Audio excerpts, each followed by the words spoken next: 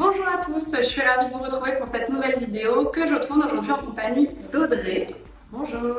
Alors Audrey, c'est sa première fois en vidéo, je crois bien, et genre, je sais pas si t'es hyper à l'aise, mais du coup je vais vous présenter qui est Audrey parce que vous allez vous dire, mais on n'a peut-être jamais vu Audrey dans le secteur de Kenza, et pourtant si, je vous explique l'histoire. Audrey, c'est la fondatrice de Tèche par Texto, le compte Instagram que vous connaissez certainement tous. Tèche par Texto, c'est une communauté où on peut publier ses pires messages quand on s'est fait larguer sur les plateformes numériques. Donc que ce soit un texto, Instagram, Facebook, peu importe. C'est juste rendre compte un petit peu de la lâcheté parfois qu'on peut avoir quand on veut larguer quelqu'un. Et c'est toujours plus simple quand on pianote des petits mots sur son téléphone que parfois de le dire en face. Là, t'as dépassé les 100 000 en plus, ça y est. Là, on a dépassé les 100 000. La semaine dernière, j'ai reçu un peu plus de PNV aussi. Oui, non mais attendez, le plus drôle dans l'histoire, c'est pas ça. C'est qu'Audrey, en plus d'être la fondatrice de Tèche par Texto, c'est qu'Audrey bosse chez Influence, qui est l'agence de mon frère, l'agence qui me représente. Et on a fait le rapprochement complètement par hasard pendant un dîner professionnel. Je sais pas pourquoi on est amené à parler ça et je me dis tu connais ce compte, je fais ouais de ouf, je le connais et tu me dis mais c'est moi. Et en fait je savais même pas que c'était toi la fondatrice du truc. Et en rigolant je me dis c'est quoi, demain tu vas atteindre les 100 000 et tout machin. Et j'ai fait du coup des mentions pour que Tèche par Texto atteigne les 100 000. Et ça a été fait en 2 heures. Voilà, donc trop cool. Et de là on s'est dit mais pourquoi on ferait pas une vidéo sur ma chaîne. Comme ça ça lui fait une petite mise en lumière du coup pour Tèche par Texto. Et puis moi ça change un petit peu des sujets récurrents de ma chaîne YouTube.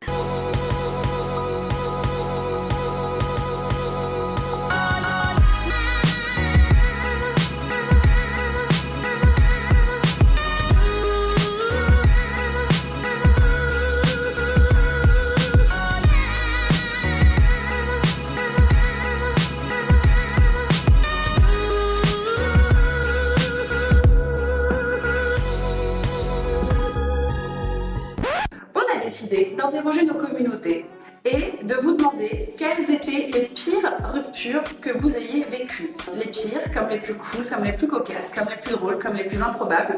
On a eu des perles, les mecs. Ouais. Moi, franchement, j'ai fait une grosse sélection parce qu'il y a quand même des perles.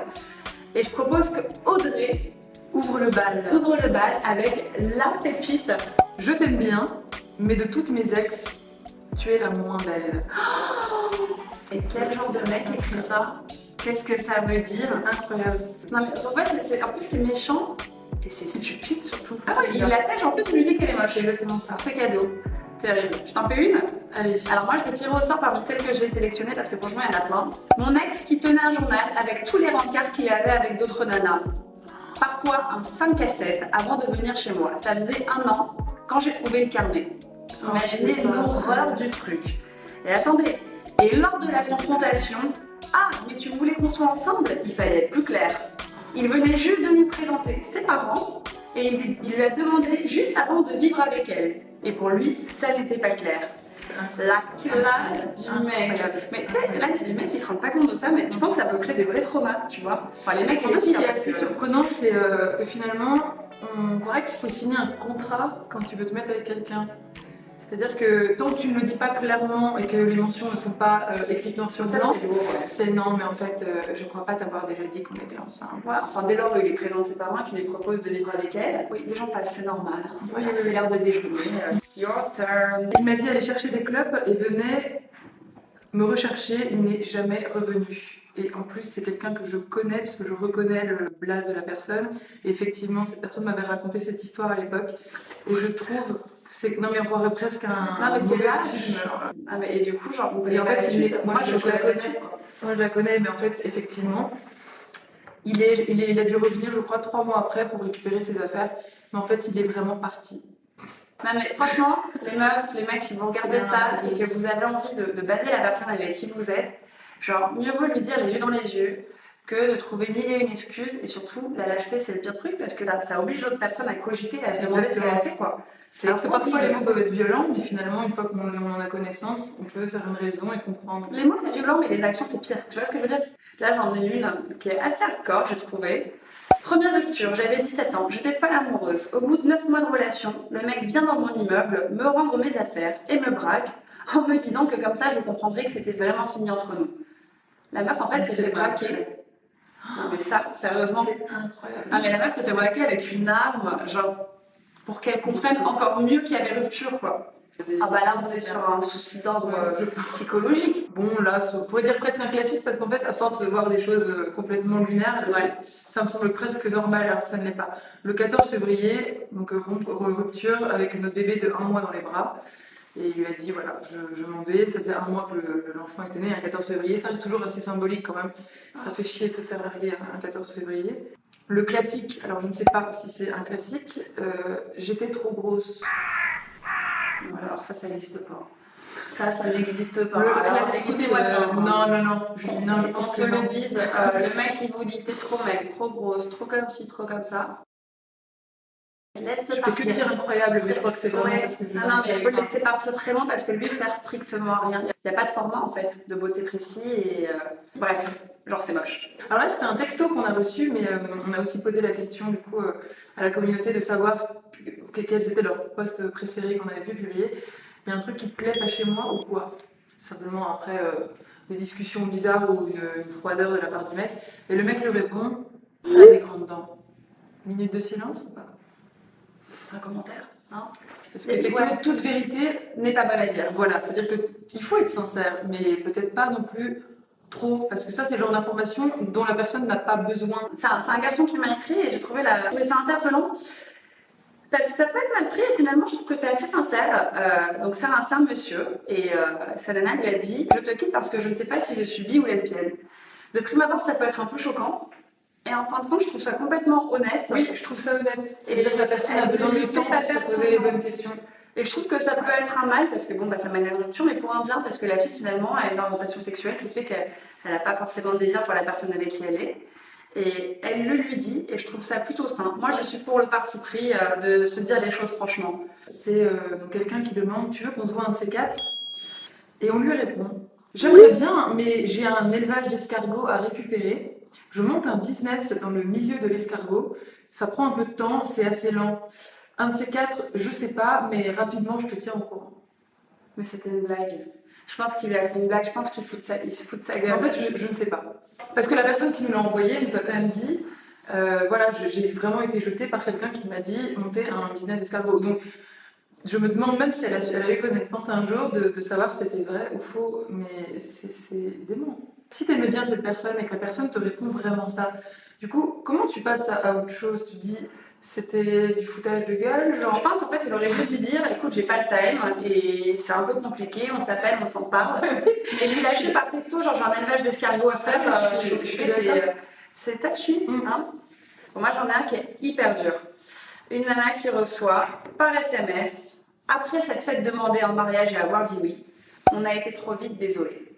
Donc t'es avec ton mec, ça fait des mois, des années, j'en sais rien, il te demande en mariage, t'es trop contente, tu vas le dire à tout le monde.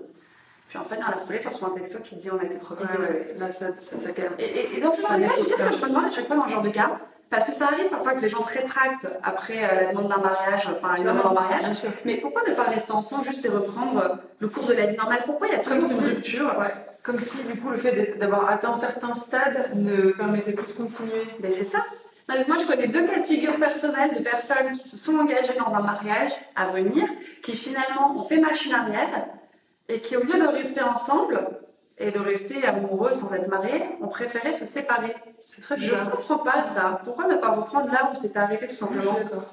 Là j'en ai un, c'est une personne qui dit, alors ça on l'avait posté il y a longtemps, mais pour moi c'est l'apogée en fait de la violence verbale. Tu m'as appelé, et là le mec répond, oui, désolé je l'ai fait comme je t'ai séduite. Et la meuf répond, c'est-à-dire, il lui répond, par erreur connasse. Oh, ça c'est très méchant. La classe. Ouais. La classe des garçons parfois. Moi, je vais rester sur ma dernière réponse. La nana a envoyé à un mec, en gros, l'extrait de la chanson d'Angèle qui dit « Laisse-moi te chanter, d'aller te faire enculer. Oh. » Voilà. Et elle a largué son mec. Sur cette belle punchline. Sur ce refrain-là. Et toi, dernière? C'est « J'ai envie de te voir, regarde mes photos. » Non, mais plus près. Bah, zoom. C'est violent. Bah, zoom. Ouais. Mais c'est un génie. Non, mais c'est un génie. Ouais, c'est un génie, mais c'est violent. Vraiment, quand t'as trouvé ça pour répliquer, je trouve que non, c'est. C'est quoi? On va finir cette vidéo par un truc plus perso. Raconte-nous la pire rupture. Audrey de Tèche par texto. Il y en a Parce que tellement tu eu. commandes celles des autres et tu les mets en avant, mais les tiennes, on les connaît pas. Si, en fait, parce que la genèse de ce compte, forcément, ça part toujours d'expérience personnelle. Mais alors, je peux vous donner l'exemple d'un texto que j'ai reçu. C'était moi qui disais au mec, tu m'as fait morfler comme peu l'ont fait. Et ça, c'est certain. Et il me répond, les marges du pouvoir. Je dis, les marges du pouvoir, qu'est-ce que ça veut dire? Je lui dis, le pouvoir de faire souffrir. Et là, il me répond, c'est le film que je regarde, j'aimerais continuer à le mater. Bonne nuit. Voilà. Du coup, je pense que j'ai la légitimité à tenir ce compte. Tu crois pas? Ah ouais, c'est très dur ça. Moi, je vais raconter ma rupture. Moi, j'ai honte parce que j'ai largué un mec de manière très très sale une fois. Et j'en suis vraiment pas fière. Ouais, mais tu sais, non. Ouais, En fait, il le sait pas. Le truc, c'est que le mec, il le sait pas. Je vais vous expliquer pourquoi. J'ai été une putain de fucking lâche. Donc, j'ai vraiment pas mon mot à dire parce que généralement, je ne suis pas lâche, mais j'étais jeune. C'est un mec rencontré en soirée, on s'est fait quelques bisous, machin, on a resté ensemble, je sais plus si c'était 2 semaines ou 2 mois. Je peux vous dire à quel point l'histoire était genre insipide. Et je me souviens, j'étais tu avais. Je me souviens, je sortais d'une histoire qui a duré longtemps, 17. et c'était juste après. Oui, 17 ans. J'avais 17 ans, donc bref, je suis avec ma copine de classe du coup qui vient à la maison après l'école. Et je me dis putain, machin me saoule et tout, faut trop que je le largue, j'arrive pas à le faire, je me dégonfle et tout, nanana. Et je lui dis, rends-moi un service. On l'appelle, donc de mon téléphone. Sauf que la meuf qui m'a parlé, c'est pas moi, c'est toi. Elle me dit, bah non, on n'a pas la même voix et tout. En plus, on n'avait pas du tout la même Mais voix. ça, c'est trop bizarre. Et le mec, on l'a appelé. Il a quoi? Et elle lui a dit, ouais, c'est Kenza, fallait que je te parle, machin. Et je préfère qu'on s'en tienne là. Et moi, dans ma tête, j'étais là. Bon, déjà, je suis méga lâche. J'ai rien à dire, je fais, mais en plus, il reconnaît pas que c'est pas ma voix. Pour te dire à quel point cette histoire était genre obscure. Donc bref, j'ai largué un mec via une copine à moi qui s'est chargée du problème. Le mec ne s'en est même pas rendu compte. Voilà, et cette fille-là est toujours ma copine d'ailleurs, je la remercie.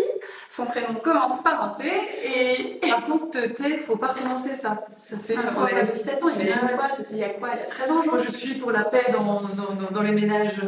Ouais, non, ça c'était vraiment vilain de ma part et... Bah, on a tous un cas comme ça. Alors, racontez-nous par commentaire, vous, vos pires expériences, si vous en avez. Si ça vous chauffe, on refera une vidéo là-dessus. Je trouvais ça marrant. Et je pense qu'on aura des exemples à foison et ça s'arrêtera pas de sitôt, à mon avis. Ouais, mais en tout cas, retenez quelque chose.